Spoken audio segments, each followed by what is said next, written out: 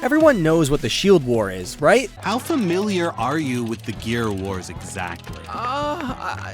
Not at all. No, not that type of war. The Shield War in Overwatch, where your team tries to break the enemy's Reinhardt shield before they break yours. The Shield War. I'm sure most of us experience this in almost all of our Overwatch games, at least in competitive, without even realizing it. My biggest problem with the Shield War right now is there's a lot of misconceptions that surround it. Everyone knows what it is, but nobody really knows what it means, how to win it more often, and what to do when you lose it. I see people complaining that games are lost solely because you lost the Shield War. I see people demanding that you shoot the enemy Reinhardt shield. There's just a lot of misconceptions around this concept. So we're going to be breaking it down today. We're going to talk about what you can do in 3 categories to help win the Shield War and what to do when you lose it. We're going to talk about you as the Reinhardt, you as other tanks on your team to help the Reinhardt, and you as a support or DPS player trying to influence the Shield War with your damage or healing or disruptive capabilities. I'm warning you now, I'm not the best Reinhardt in the world, so the gameplay you'll see of me playing Reinhardt might be pretty bad. We might actually switch to some other heroes in the middle of the video. Just know that these tips are taken from higher level streams,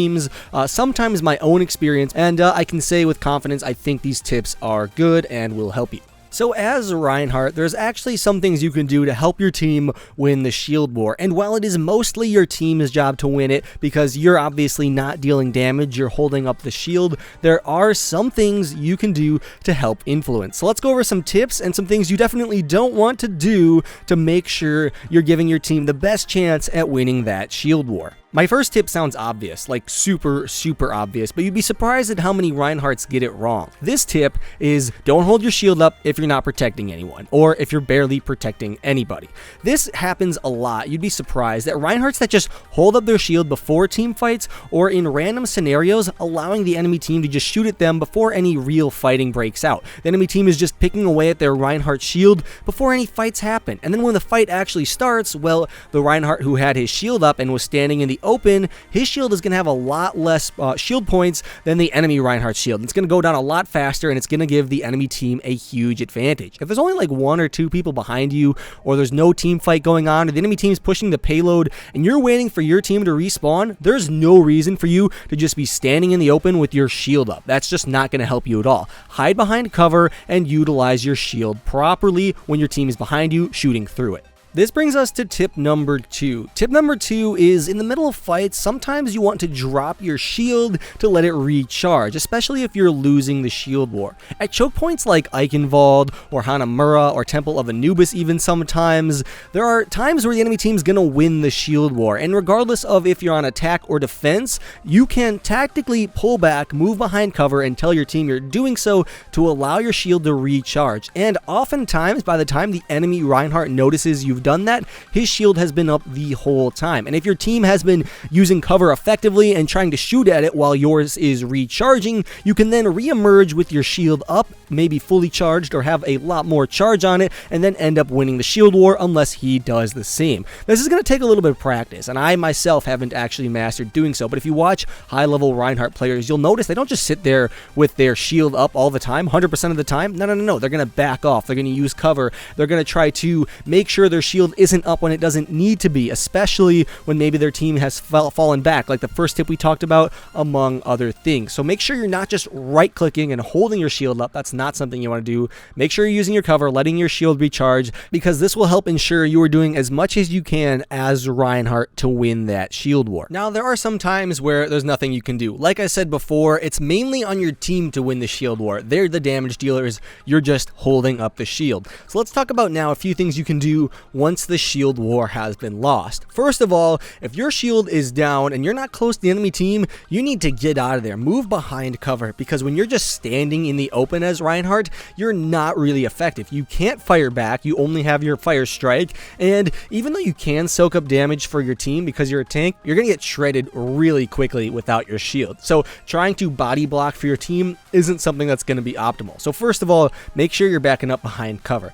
Second of all, if the enemy team's Reinhardt Reinhardt, his shield is up a lot, like a lot of HP, you're going to need to do something about it. If his shield is about the same as yours and it breaks like right after yours, well, then you're both in the same scenario and you're both probably going to wait for it to recharge. But if his is still up and going strong, you're going to need to do something. And that something is usually attempt to pin him. Now, you're not just going to want to charge straight into the enemy team unless you have a Zarya and a lot of backup to dive in with you. Sometimes that's okay, but what you're really going to want to do is go for an angled pin. Let's say you're holding on Eichenwald. I don't think I have footage of this, unfortunately. Let's say you're holding on Eichenwald. Enemy team wins the shield war. Back up to the side, and when the Reinhardt pushes through the choke point, you can pin him from the side. And this will take out his shield and give your team actually an advantage in the fight, because you just pinned their Reinhardt, you're probably going to kill him, and he A, might have not been expecting it, or B, even if he was expecting it, he's got to drop his shield to deal with it, because he's moving slow when he's holding it up. So trying to deal with the enemy Reinhardt's shield once yours is down by pinning him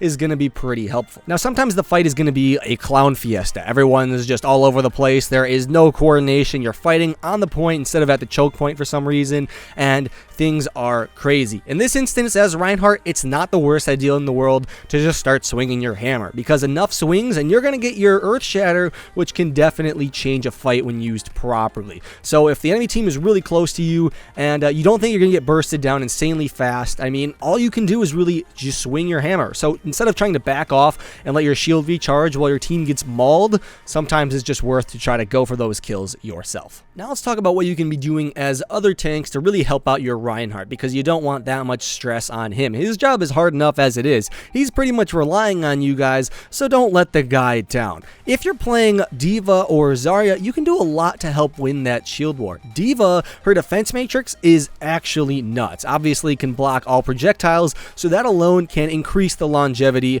of your shield. Just randomly defense matrixing will actually help win the shield war.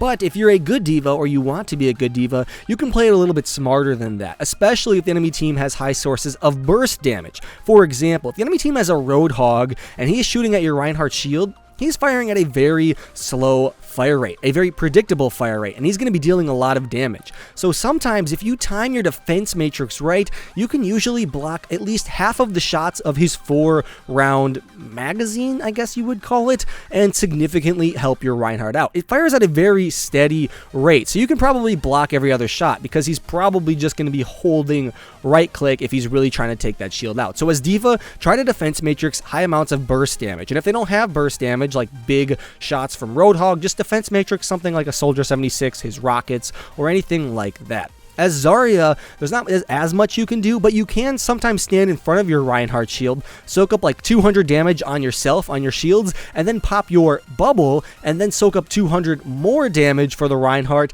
And this does a few things. One, it gives you charge, and it makes the enemy team stop shooting at you for a few seconds, because they obviously don't want to charge you up. So it's kind of a good disruption and a good shield tactic to help you win that one. And also, when you're on high charge as Zarya, and you're just beaming the enemy Reinhardt shield, you can help win that war very effectively.